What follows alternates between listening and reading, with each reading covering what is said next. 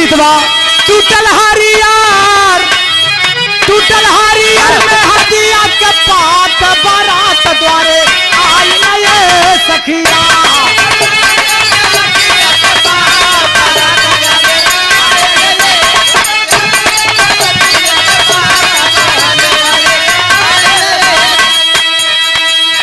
वो लड़की महाराज हरिश्चंद्र से कह रही है कि महाराज सुनिए, तीन भाई एक बहिन रहे भूप, तीन भाई एक बहिन रहे भूप, दुख बड़ा सहला रे मितवा।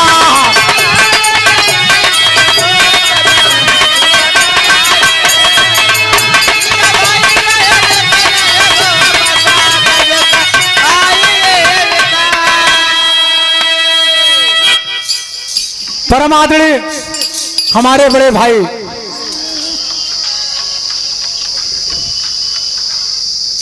हेलो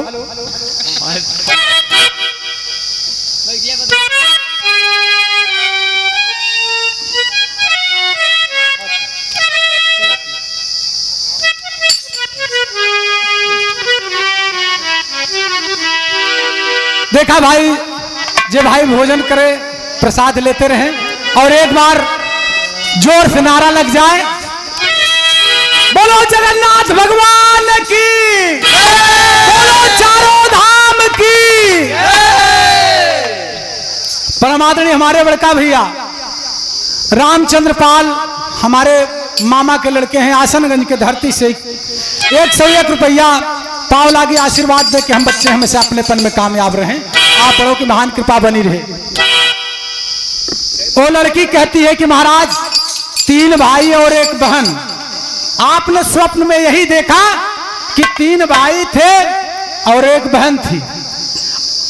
इतनी गरीबी थी कि माँ के दिन भर नहीं मिलता भोजनावा।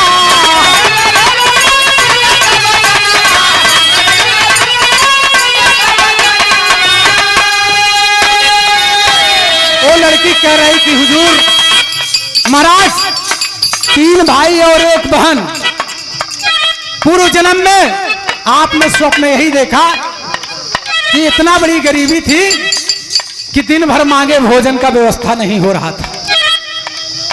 करत उपवास बीत गई 6 दिनवा,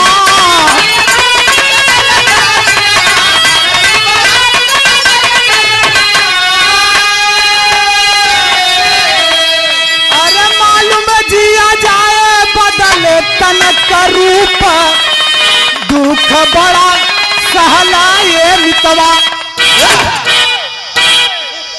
कहे महाराज दिन भर भोजन, भीख मांगने पर भी भोजन की व्यवस्था नहीं हो पाती थी। और एक दिन की बात, एक लकड़हारा की औरत के दरवाजे पर गए आप, पूर्व जन्म में आप उस लकड़हारा के दरवाजे गए, उसकी दुल्हन थोड़ा से सत्तू दे दिया, यानी सेतुआ। जब दे दिया, उस सेतुए के ले आकर आपने एक थाली में जब सेतुआ तैयार किया, तीनों भाई और 1 बहन का हक लग गया, 4 भाग हक लग गया, सभी भोजन करने बैठते हैं। उस वक्त जैसे निवाला लेने की, यानी कौरा मुंह में डालने के करते हैं, उस वक्त एक भिखारी आ गया, भिखारी आ गया और भूख से तड़पता भिखारी कहे, कोई मुझे भिक्षा दे, भोजन करावे। उस वक्त आपने किया क्या? महाराज हरिश्चंद्र कहती है कि आपने उस वक्त अपना हिस्सा उठाकर उस भिखारी को दे दिया और वो भिखारी भोजन किया। छोटा भाई अपने हिस्से में आधा दे दिया, आधा उस भिखारी को दिया। और मझिलका भैया जवन रहे, मझिला भाई जवन रहे, वो अपन हिस्सा लेके कहे सरवा 6 दिन उपवास किए के बाद जब भोजन करे तही की भिखारी आई है, वो लेकर अपन हिस्सा भाग निकला। कहे बहनिया जवन रहे ले जाए के उस बाबा के भोजन दे चाहत बाप सतुआ।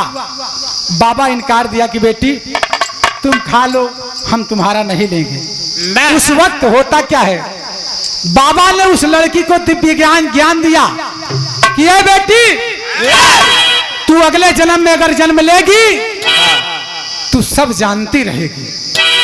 वो लड़की महाराज हरिश्चंद्र सुन रहे हैं, व्याकुल हो गए। एक तर्ज लागत मास्टर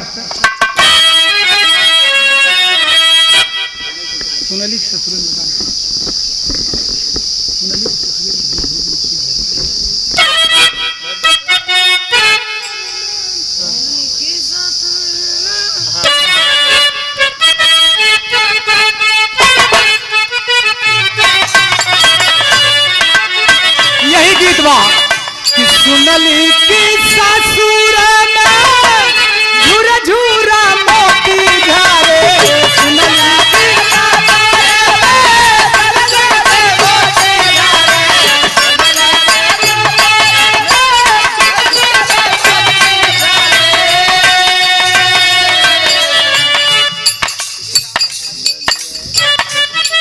बड़का भैया आप श्री राम पाल भदरी के धरती से 51 रुपया नमस्ते प्रणाम बा, आशीर्वाद कामना बा।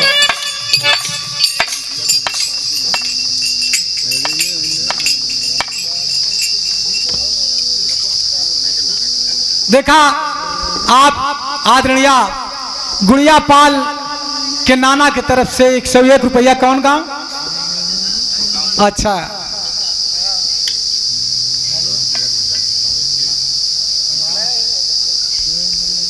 देखा इस 100 रुपया गुड़िया पाल के अंकल के तरफ से पाँव लागी आशीर्वाद दे कि हम बच्चे हमेशा अपनेपन में कामयाब रहूं। देखा ये दीपक मास्टर के पर्सनल गुड़िया पाल के अंकल जी की तरफ से। बड़का भैया राम जी पाल बारी के धरती से 51 रुपये दीपक के। और मामा है चाहे दीपक के हमारे मामा तो हमार का लगी, समझ ले भैया, हम कुछ काम न, जब तुम्हार मामा है तो हमार का लगी। 51 रुपया वह तर्जबा कि सुनली की ससुर में झूरा झूरा मोती झारे।